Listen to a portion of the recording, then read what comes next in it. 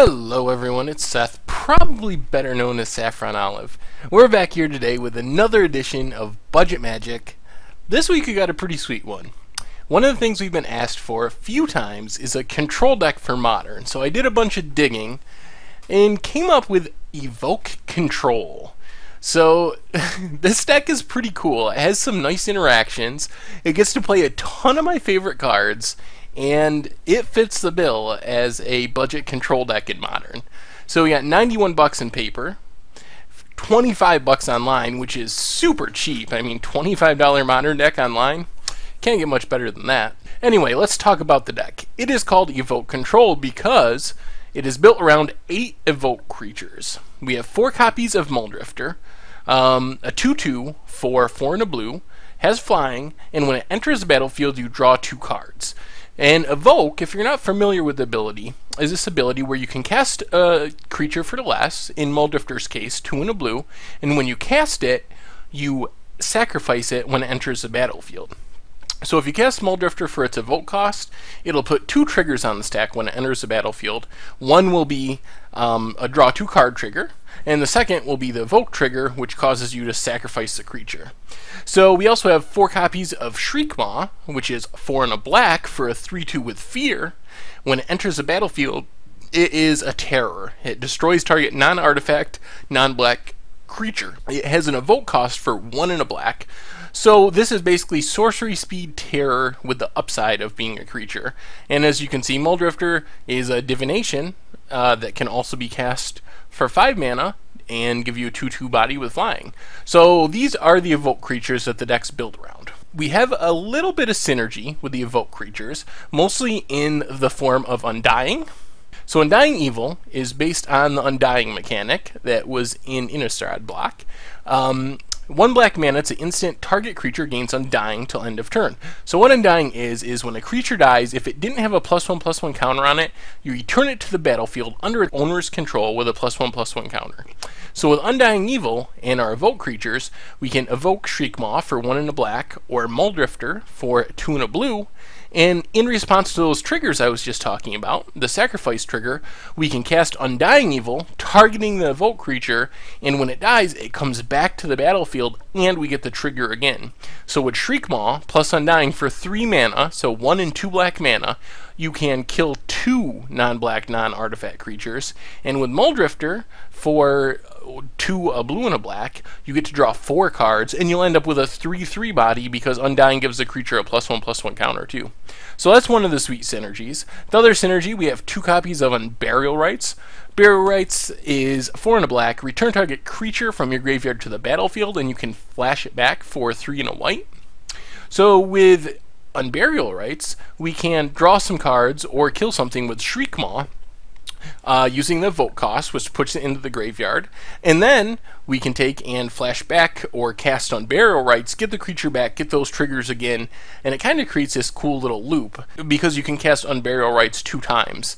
So there's a lot of value there just grinding out Evoke creatures with Burial Rites. The rest of the deck is a pretty typical blue-black splash white control shell. We have 4 copies of Condescend, counter spell. Counter target spell unless its controller plays X, and you get to scry 2. We have 4 copies of Mana Leak, another counter spell. Counter target spell unless its controller pays 3. Condescend is really good. I don't know why more people don't play this in Modern. It's definitely a powerful effect to have, especially with the scry 2 tacked on. Then we have some removal. We have 2 Path to Exile. We have 3 Dismember. And we have 3 sweepers. We have 2 Supreme Verdicts, destroy all creatures and it can't be countered, and Day of Judgment, just destroy all creatures. Then we have these modal spells, which are pretty cool. We have 3 Dimir Charm. Dimir Charm, you get to choose 1. You can counter a sorcery spell, which is actually fairly relevant. There are some good sorcery spells. All the discard spells like Thoughtseize and Inquisition are sorceries. Sweepers like Anger of the Gods are sorceries. Day of Judgment, etc. So there are some good sorceries to counter. You can also destroy a target creature with power 3 or less. Another really relevant ability hits Dark Confidant, hits basically anything in the Infect deck. So there's a lot of targets with power of 2 or less. And finally, the third ability, you get to look at the top 3 cards of target player's library, put 1 back on top, put the other 2 in the graveyard. So you can use this as sort of a weird, like, index type effect on yourself, where you get to look at your top 3, dump the 2 you don't want, and leave the 1 you want on top. It's sort of a card filtering, although it's obviously card disadvantage. It's probably the worst mode on the spell, and you can only kind of use it in a pinch. But you can also do it to your opponent, where you can dump their 2 best cards and leave a land or something on top to kind of ruin their draws in response to scrying or anything like that. So all around a solid card. I would say most of the time it's destroy target creature power 2 or less. Once in a while it's counter target sorcery, but when it is counter target sorcery, it's often very, very strong. Like sometimes hitting a Thoughtseize or an Anger of the Gods or whatever is just a huge deal. And then the last ability, pretty much only use when you're either really far ahead or really far behind. If you're really far ahead, sometimes you can just kind of screw over your opponent. If you're really far behind, sometimes you just really need to try to find a sweeper or something, and this can be a way to get there. 4 copies of Esper Charm. So Esper Charm, destroy target enchantment. This is relevant in some instances, but it's definitely the least played of the 3 modes. Second, we have draw 2 cards, or third, target player discards 2 cards.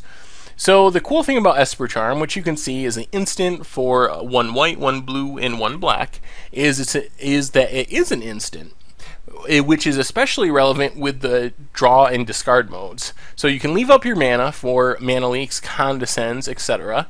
And then at the end of your opponent's turn, you can use this as an instant speed divination to draw 2 cards. Or you can use it on your opponent's draw step to, after they draw a card, or maybe they have another card in their hand already, and just wipe out their hand before they get a chance to play it. So it's definitely relevant as far as that goes. And finally, probably the most important card in the deck, Lingering Souls. Lingering Souls is just so good. So it's 2 and a white, you put 2 1/1 white spirit tokens with flying on the battlefield, and you can flash it back for 1 and a black. So for 3, a white and a black, and you can split it up over 2 turns, you get 4 1/1 flyers. It's just very good. It's good on offense. As you can see, this deck, one thing it's missing that might need to be fixed is it really doesn't have a good way to finish off the game. Like, we can grind and we can outgrind a lot of decks, but we're really left with finishing the game through a Lingering Souls, a Mulldrifter, or a Shriekmaw, which works, but it doesn't happen all that quickly. So we don't have a way when we get ahead just to slam the door and close out the game real quick. So Lingering Souls is actually our finisher, but it's also one of our best stay alive spells until we get like Mulldrifter plus Undying Evil or Unburial Rites going and overwhelm our opponent with card advantage, just because it creates so many chump blockers that it's really hard for your opponents to attack through. Some decks really, really don't want to see Lingering Souls, and I think it's one of the better cards in the format. So definitely right to be playing 4 of those. So that's the main deck. Like I said, the main idea is to play a control game and use these Evoke creatures and some of the synergies that we talked about to grind out some advantage, and eventually we close out the game with our Mulldrifter beats or our Lingering Souls. So that's the deck. As far as the lands, we have 4 copies of Arcane Sanctum, the Esper colored Tri-land.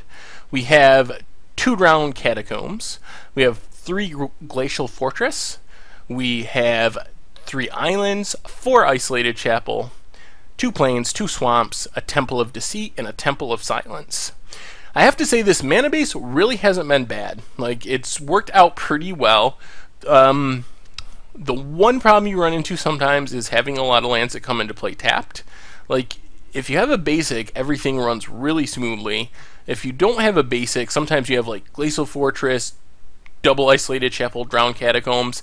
Everything is coming into play tapped. Or replace one of those with Arcane Sanctum or a Temple, the same deal. So sometimes you're playing like a turn behind on the curve, which is a disadvantage of not having the shock for fetch, or fetch for shock mana base.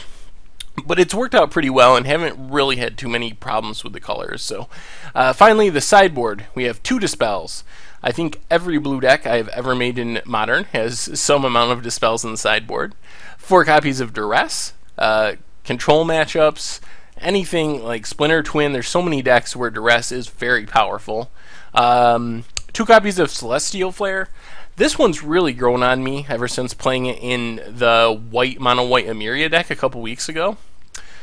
Being able to make someone sacrifice an attacking or blocking creature is actually pretty relevant. It's so good against Infect because it gets around all of their pump spells. They can do all this stuff, give their creature protection from a color, and it really doesn't matter with Celestial Flare, and you just wipe out all that. And sometimes it's a mind twist too because they play all these spells on it.